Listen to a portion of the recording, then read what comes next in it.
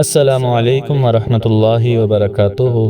معزز سامعین، یہ واقعہ حضرت عمر فاروق رضی اللہ تعالیٰ عنہ کے دور خلافت کا ہے۔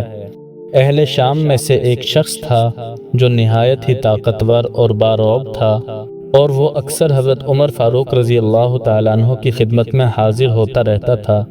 کچھ عرصے تک وہ نہیں آیا تو حضرت عمر رضی اللہ تعالیٰ عنہ نے لوگوں سے اس کے حال کے بارے میں پوچھا تو لوگوں نے بتایا، اے امیر المؤمنین، اس کا حال مت پوچھئے، وہ تو شراب نوشی میں مبتلا ہو کر بگڑ گیا ہے اور اب وہ گناہوں والی زندگی گزار رہا ہے۔ یہ سن کر حضرت عمر رضی اللہ تعالیٰ عنہ کو اس کی گمراہی کا بہت دکھ ہوا۔ آپ نے اپنے کاتب کو بلوایا اور اس شخص کے نام ایک خط لکھوایا۔ خط میں لکھا گیا، من جانب عمر بن خطاب بنام فلاں بن فلاں، السلام علیکہ۔ میں تمہارے سامنے اللہ تعالیٰ کی حمد و ثنا بیان کرتا ہوں جس کے سوا کوئی معبود نہیں۔ اس کے بعد حضرت عمر رضی اللہ تعالیٰ عنہ نے 4 باتیں لکھی کہ وہ اللہ گناہوں کو معاف کرنے والا ہے، وہ اللہ توبہ قبول کرنے والا ہے، وہ اللہ سخت عذاب دینے والا ہے، اور وہ اللہ بڑی قدرت والا ہے۔ اس کے سوا کوئی معبود نہیں اور سب کو اسی کی طرف لوٹ کر جانا ہے۔ یہ خط لکھا۔ اس کے بعد حضرت عمر رضی اللہ تعالیٰ عنہ نے حاضرین مجلس سے فرمایا کہ سب لوگ اس کے لیے دعا کرو کہ اللہ تعالیٰ اس کے دل کو ہدایت کی طرف پھیر دے اور اس کی توبہ کو قبول فرما لے۔ پھر قاصد کو وہ خط پکڑایا اور اس کو تاکید کی کہ یہ خط اس شخص کو اس وقت دینا جب وہ نشے کی حالت میں نہ ہو بلکہ جب وہ ہوش میں آ جائے، اور کسی دوسرے کے ہاتھ میں یہ خط نہ دینا بلکہ اسی کے ہاتھ میں یہ خط دینا۔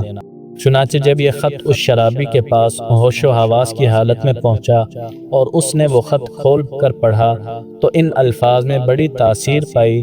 وہ بار بار خط کو پڑھتا رہا اور سوچتا رہا کہ اس خط میں مجھے سزا سے ڈرایا بھی گیا ہے اور ساتھ ہی اللہ تعالیٰ کی معافی اور اللہ تعالیٰ کی رحمت کا وعدہ بھی کیا گیا ہے۔ یہ پڑھتے پڑھتے اس شخص کی آنکھوں سے آنسو بہنے لگے، دل میں ندامت اور خوف خدا پیدا ہوا۔ وہ رونے لگا اور شراب نوشی کو ہمیشہ ہمیشہ کے لیے چھوڑ دیا، اور اس نے ایسی توبہ کی کہ پھر کبھی شراب کے قریب نہ گیا۔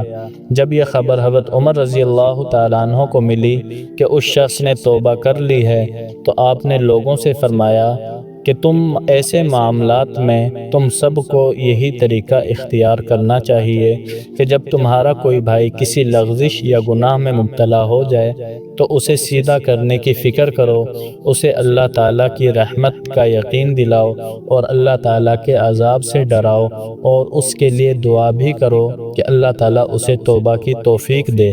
خبردار تم اس کے مقابلے میں شیطان کے مددگار نہ بنو، یعنی اسے برا بھلا کہہ کر یا غصہ دلا کر دین سے مزید دور نہ کرو، کیونکہ ایسا رویہ شیطان کی مدد ہے نہ کہ اصلاح کا طریقہ۔ یہ واقعہ ہمیں سکھلاتا ہے کہ کسی گناہ گار کو ڈانٹنے، رسوا کرنے یا مایوس کرنے کی بجائے اسے اللہ تعالیٰ کی رحمت کی طرف متوجہ کرنا چاہیے۔